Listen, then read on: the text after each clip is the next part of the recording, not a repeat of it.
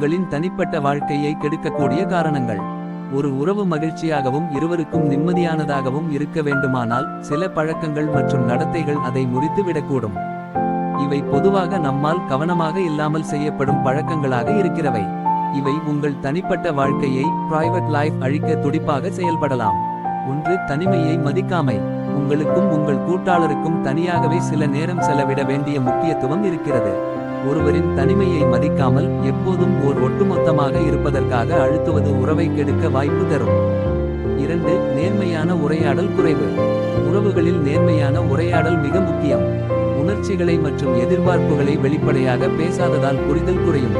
இதனால் இரண்டு தரப்புக்கும் இடையே தவறான புரிதல்கள் அதிகரித்து உறவு ஆழமாக பாதிக்கப்படும். 3. அச்சுறுத்தல் மற்றும் கட்டுப்பாடு. உறவில் ஒருமிக்கமான கட்டுப்பாடுகளை விதிப்பது அல்லது கூட்டாளரை அடிக்கடி பின்பற்றுவது கண்காணிக்குவது போல அவர்களின் தனிப்பட்ட வாழ்க்கையை பறிக்கும் பழக்கம் உறவை முறிக்கக்கூடும்.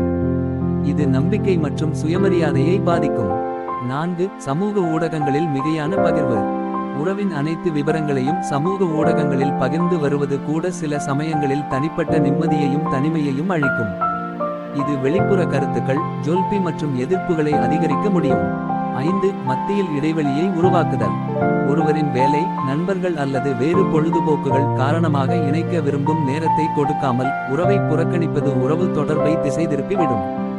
இது அண்மையை குறைத்து தனிப்பட்ட வாழ்க்கையில் அறுபட்ட தனிமையாக பிரச்சனைகளை உருவாக்கும். 6. எச்சரிக்கை.